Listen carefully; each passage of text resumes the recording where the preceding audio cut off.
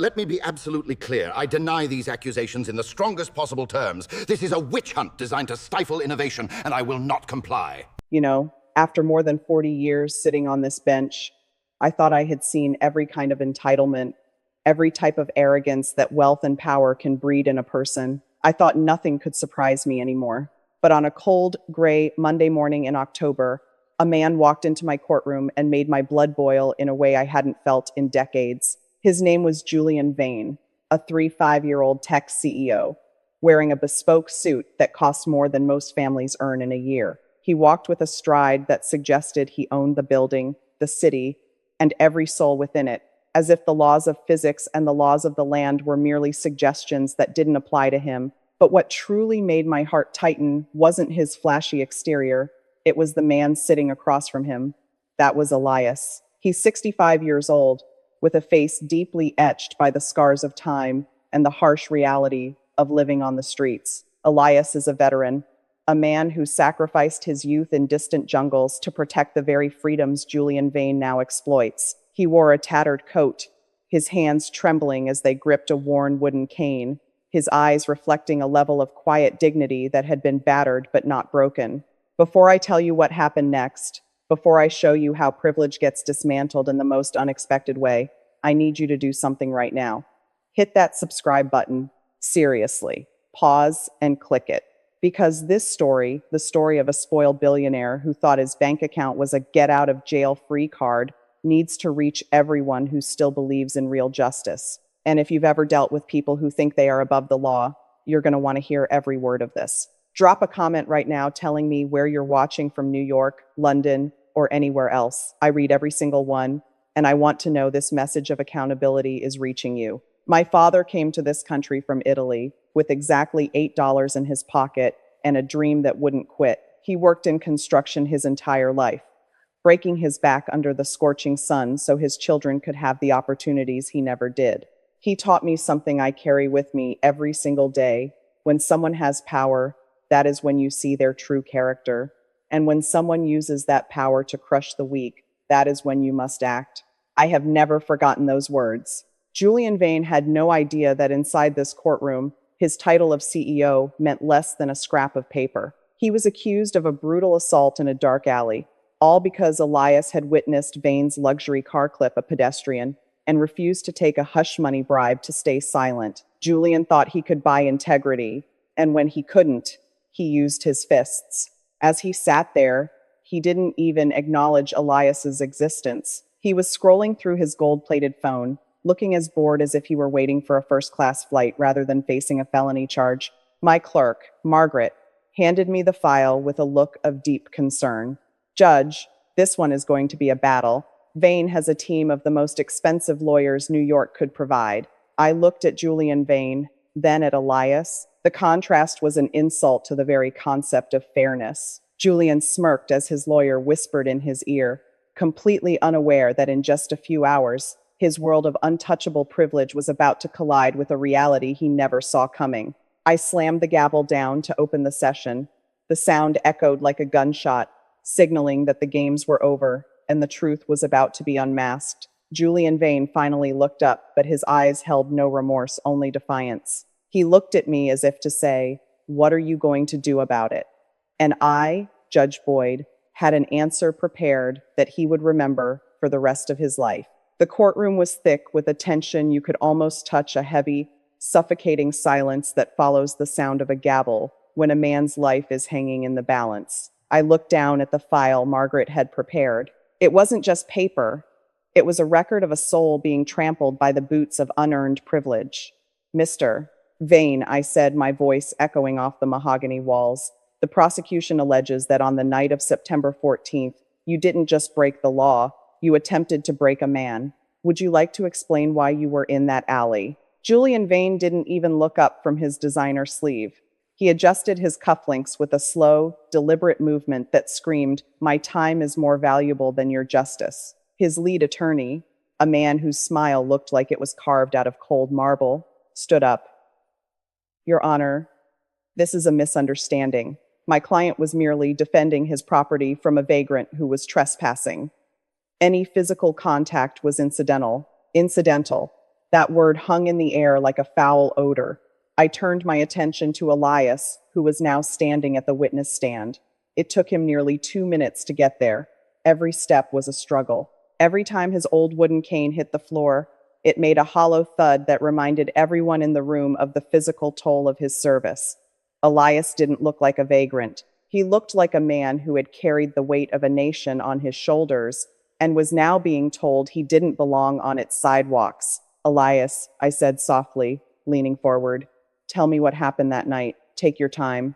He took a shaky breath, his fingers whitening as he gripped the stand. I was sitting near the loading docks, Your Honor. It was quiet until I heard a screech of tires. I saw a silver Mercedes, that man's car clip, a delivery cyclist. The boy flew off his bike. He was bleeding. Elias paused, his eyes glazing over as if he were back in that dark alley. Mr. Vane got out. He didn't check on the boy. He checked the bumper of his car for scratches. When he saw me watching, he walked over. He didn't ask for help. He pulled out a wad of $100 bills. He told me, you didn't see anything. Old man, take this and go buy yourself a life. The courtroom gasped. Julian Vane actually chuckled a short, sharp sound of pure mockery. It was more than he makes in a decade, Vane muttered, loud enough for the first 3 rows to hear. I felt my jaw tighten. Mr. Vane, one more outburst and I will have you removed and held in contempt. This is not a boardroom. This is a house of law. Elias continued, his voice cracking. I told him I didn't want his money. I told him I served this country so that people would be held accountable, no matter how much they have in the bank. I told him I was calling the police. That's when he lost it. He called me a piece of trash. He said I was a drain on society. He grabbed my cane, the one I've used since a shrapnel injury in '72, and he snapped it over his knee. Then he pushed me. He pushed me hard into the brick wall. Elias lifted his trembling hand to show the court a jagged scar on his temple, still fresh. But it wasn't the scar that hurt to look at. It was the broken pieces of his cane that the prosecutor now held up as evidence A. That cane wasn't just a tool. It was Elias's legs.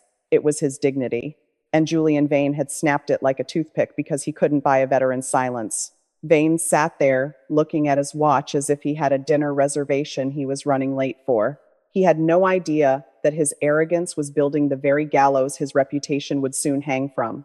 If there is one thing I have learned in 4 decades on this bench, it is that when a man has no defense for his actions, he will try to destroy the character of his victim. I watched Julian Vane's lead attorney, Mr. Sterling, stand up. He adjusted his silk tie, smoothed his expensive hair, and turned toward Elias with a look of practiced pity, the kind of look a predator gives its prey before the strike. He didn't see a human being in that witness stand. He saw a hurdle to be cleared for his billionaire client. Mr. Elias, Sterling began, his voice dripping with artificial sweetness. You claim you saw my client hit a cyclist, but let's be honest with the court. You haven't had a steady home in 5 years, have you? You suffer from night terrors according to your VA records. Isn't it true that the lighting in that alley was poor and your mental state might have made you imagine a confrontation that simply didn't happen? The courtroom went cold. I saw Elias's shoulders slump for a fraction of a second. It was a classic shark tactic, take a man's trauma, the very things he suffered for his country, and weaponize them against him. Sterling was trying to tell the world that because Elias was poor, he was invisible. Because he was broken, he was a liar. I looked over at Julian Vane. He was leaning back in his chair, a smirk playing on his lips. He actually started tapping his fingers on the table, as if he were enjoying the show. He thought this was a game of chess, and he had the most expensive pieces. But he forgot one thing. In my courtroom, the board is level. Listen, if you're as disgusted by this as I am, if you believe that a man's bank account shouldn't determine the value of his word, hit that like button right now. Let the algorithm know that we stand for the truth, not the highest bidder. And tell me in the comments, have you ever seen someone try to use their power to silence the truth? I read your stories, and they remind me why I still wear this robe. Counselor, I interrupted, my voice cutting through Sterling's theatrics like a blade. Mr. Elias's housing status does not affect his eyesight, nor does his service-related trauma negate his integrity. Move on from the character assassination and stick to the facts of the assault. Sterling stiffened, but he wasn't done. Your Honor, we have a witness of our own, a professional who can testify that my client was nowhere near that alley at the time of the alleged incident. He was bringing in a paid alibi. I've seen them 1,000 times. Men who sell their credentials for a corporate retainer. But as I looked at the evidence folder on my desk, I knew something Julian Vane didn't. I knew that truth has a funny way of surfacing just when the liars think they've buried it deep enough. Julian was looking at the ceiling, yawning, completely convinced he was going home to his penthouse. He didn't realize that the sentence no one expected was already being forged in the fires of his own arrogance. In my 40 years on the bench, I've seen that when the truth is a lion, the guilty will try to build a cage made of expensive lies. Julian Vane sat there, his chin tilted up, looking like a king who had just ordered a peasant's execution. He wasn't even listening anymore. He was busy adjusting his $1,000 silk pocket square. His attorney, Mr. Sterling, stood up with a flourish. Your Honor, to clear up this misunderstanding once and for all, I'd like to call Dr. Dedayer, Marcus Thorne, to the stand. Dr. Thorne walked into the courtroom with the polished confidence of a man who spent more time in television studios than in actual labs. He was an accident reconstruction expert, a fancy title that usually meant he was paid to make the facts fit the check. He took the oath with a practiced smile, his eyes never meeting Elias's. He began a long, tedious presentation about pixel density, shadow angles, and low light visibility. His conclusion? The silver Mercedes in the alley couldn't possibly be identified as Mr. Vane's car, and the supposed collision with the cyclist was likely a staged event by professional grifters. He actually used the word grifter while looking right at Elias. I saw Elias's hands tighten on the edge of the witness stand. His knuckles were white, his jaw set. He had faced enemy fire in the jungle, but being called a fraud by a man in a lab coat in his own country, that was a different kind of pain. Julian Vane actually let out a quiet bravo, leaning back and crossing his legs. He thought the check he'd written to Dr. Thorne had just bought him his freedom. But here is a secret about the law. It isn't just about what people say, it's about the things they forget to hide. While Dr. Thorne was rambling about atmospheric interference, I was looking at the digital evidence folder. I was looking at something Julian Vane had been doing during the entire trial, fiddling with his gold-plated phone. Listen, if you've ever seen an expert try to talk their way around a simple truth, you know how insulting it feels. If you believe that a man's honor is worth more than a hired witness's testimony, hit that subscribe button right now. We need more people in this community who can see through the smoke and mirrors. And tell me in the comments, do you think someone's past service should protect them from this kind of character assassination? I want to hear your voice, because in this courtroom, every voice matters. Dr. Thorne, I said, interrupting his flow, you've spent 20 minutes telling us what we can't see in the video, but let's talk about what we can see. I pulled up a still frame on the monitors. It was a close-up of Julian Vane's car from a street camera 2 blocks away, taken just 3 minutes after the assault. You see that reflection in the side mirror? That's not a shadow. That's a digital signature. I looked at Julian Vane. For the first time that day, the smirk vanished. His face went pale, a shade of gray that no amount of expensive tanning could hide. He stopped tapping his fingers. He stopped looking at his watch. He finally realized that he wasn't the smartest person in the room. He realized that Judge Boyd doesn't just listen, I observe. And what I was about to reveal would turn his foolproof alibi into a confession. The courtroom grew so quiet that the only sound was the heavy, uneven breathing of Julian Vane. The silence wasn't empty. It was heavy, laden with the weight of a lie that had finally run out of room to hide. I kept my eyes fixed on Vane. His $5,000 shoes, which had paced the floor with such arrogance just an hour ago, now seemed to be made of lead. He didn't look like a titan of industry anymore. He looked like a man who had just realized the tiger he had been poking was finally out of its cage. Dr. Thorne, I said, my voice low and steady, you spent a great deal of time explaining why the video was inconclusive. But you see, technology has a memory that doesn't care about your retainer fee. I tapped a key on my laptop, and the large monitors in the courtroom zoomed in on the side mirror of the silver Mercedes. This is a 4K forensic enhancement of the reflection in that mirror. taken at 11:14 p.m. It's not just a shadow, counselor. If you look at the refraction of the street lamp against the glass, you can clearly see the reflection of a man in a bespoke navy suit identical to the one Mr. Vane is wearing in his own social media posts from that same night, but that wasn't the smoking gun. I zoomed in further. And in that reflection, we can see the man's hands.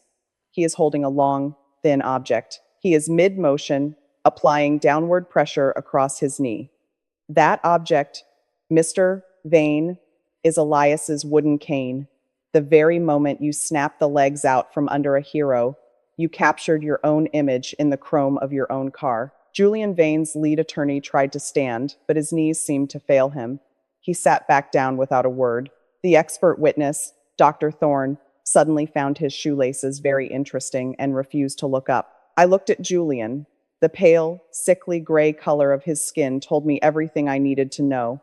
His mouth opened, but no sound came out. The man who had 1,000 words for his board of directors couldn't find a single one to defend his soul. He had spent millions to build a fortress of lies, only to have it knocked down by a reflection in a mirror. Listen, if you're sitting there thinking that justice is finally starting to feel real, then you're the reason I'm here. Hit that like button right now if you believe that no matter how much money you have, you can never outrun the truth. And I want you to drop a comment. Do you think people like Vane actually feel remorse, or are they just sorry they got caught? I read every single one of your thoughts, because your sense of justice is what keeps this system alive. Mr.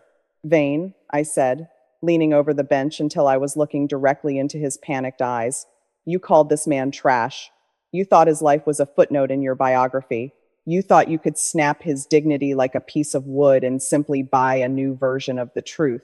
I glanced over at Elias. The old veteran wasn't gloating. He wasn't cheering. He was just sitting there, his hand resting on the broken pieces of his cane, with a look of profound sadness. He wasn't sad for himself. He was sad that a young man with so much had chosen to be so small. The evidence is clear, I continued. The alibi is a fabrication. The assault is a fact. Julian Vane finally found his voice, but it was a pathetic, high-pitched squeak. It was an accident. I was stressed. I'll pay him. I'll give him $1 million. Just name the price. The room erupted in hushed whispers of disgust. He still didn't get it. He thought the courtroom was just another marketplace. He didn't realize that I was about to deliver a sentence that no amount of money could ever settle. He didn't realize that Judge Boyd was about to show him that some things in this world are simply not for sale. Name the price. Those 3 words hung in the air like a thick, poisonous fog. Julian Vane stood there, clutching the edge of the mahogany table, his knuckles white, looking at me with the desperate eyes of a man who had spent his entire life believing that every problem had a numerical solution. To him, justice was just another line item on a balance sheet. He thought he could write a check and erase the memory of a veteran's broken cane. He thought he could buy the silence of the law just as easily as he bought a new Mercedes. The silence that followed his offer was the loudest thing I had ever heard in my 43 years on this bench. I let it linger. I wanted every person in that courtroom, every reporter in the gallery, and Julian Vane himself to feel the absolute vacuum of his morality. I looked at my hands, then slowly looked up at him. Mr. Vane, I said, my voice dropping to a register that made the court reporter pause. You truly don't understand where you are, do you? You think this robe is for sale? You think the trauma of a man who bled for your right to stand here is a retail transaction? My father didn't break his back in the mud of construction sites for 40 years so that his son could sit on this bench and auction off the truth to the highest bidder. I stood up, moving away from my chair to stand at the very edge of the bench, looking down at him.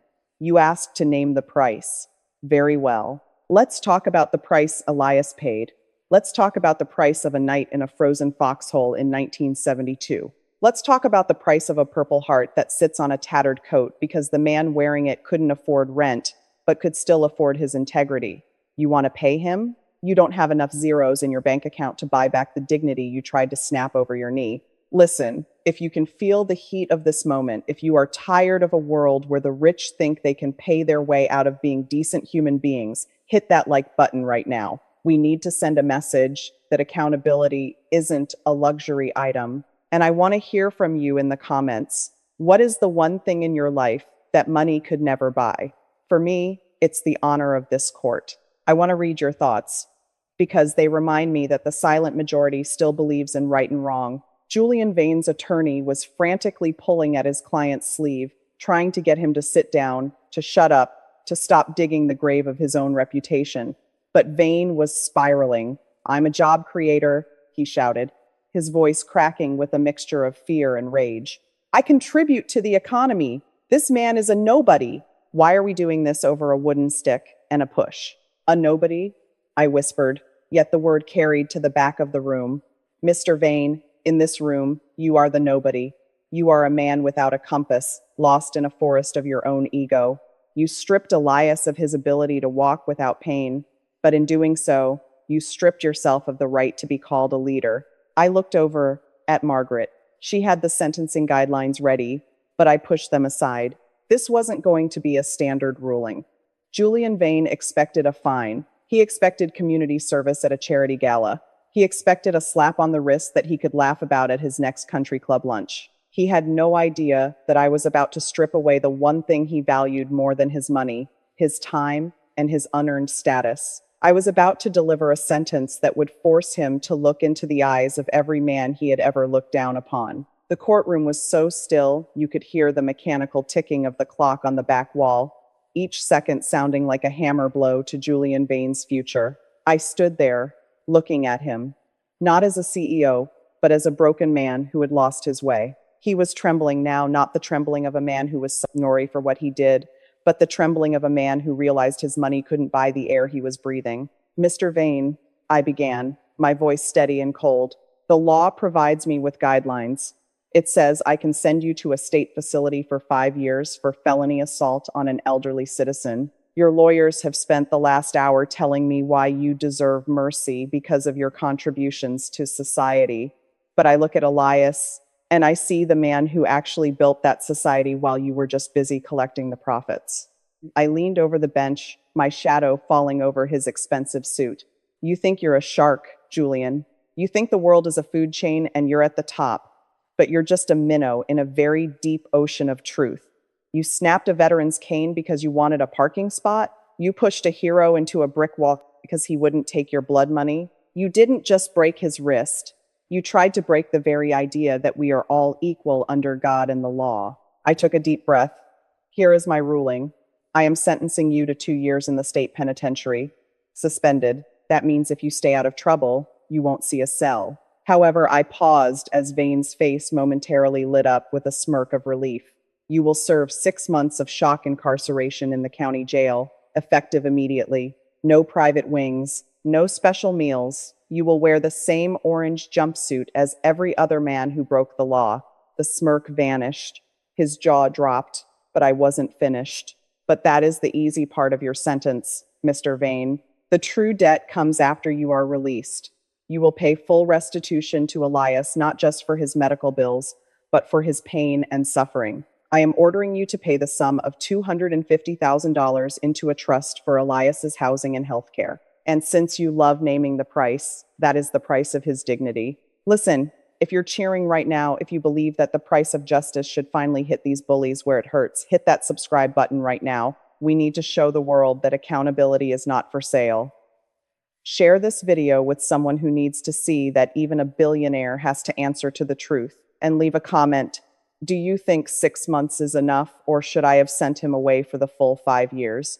I read every single word you write. And finally, I continued, for your 2,000 hours of mandatory community service, you won't be doing it at a charity gala or a golf tournament. You will spend every weekend for the next 3 years at the Veterans Affairs Physical Rehabilitation Center.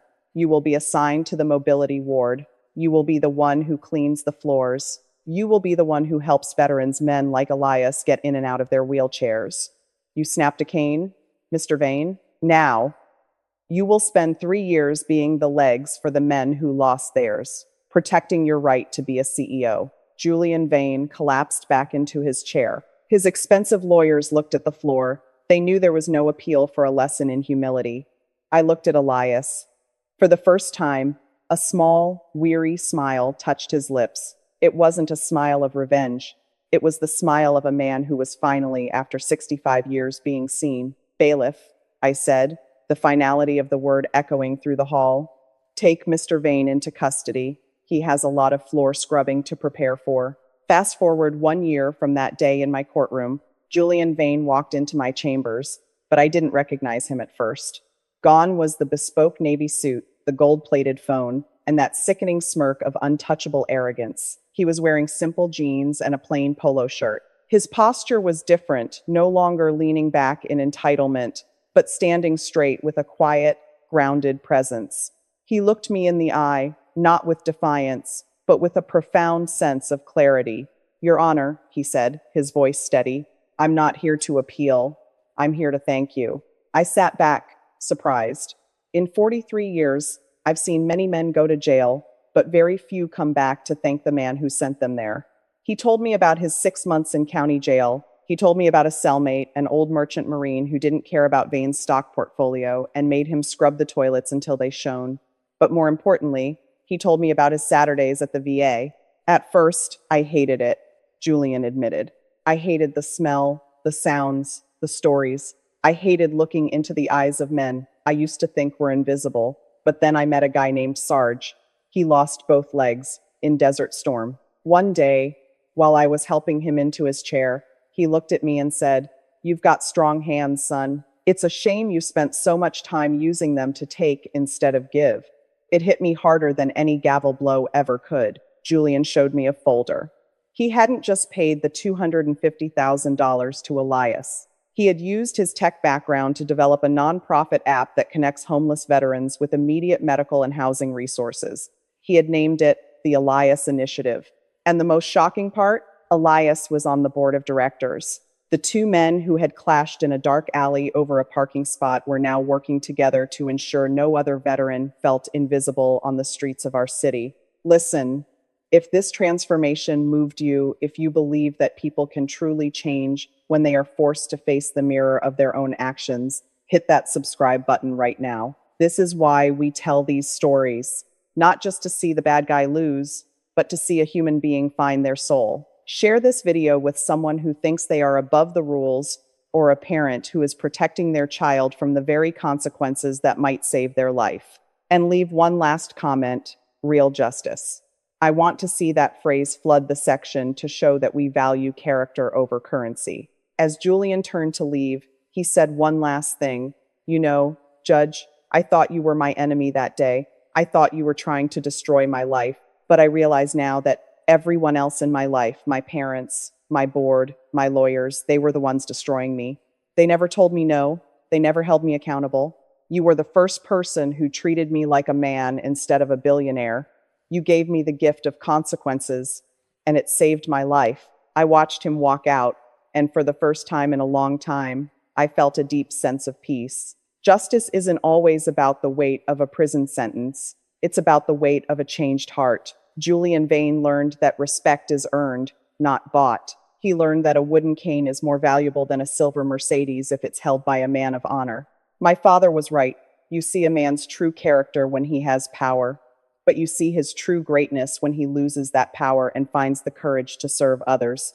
This is Judge Boyd, reminding you that the law is a shield for the weak and a mirror for the strong. Thank you for walking this journey of justice with me.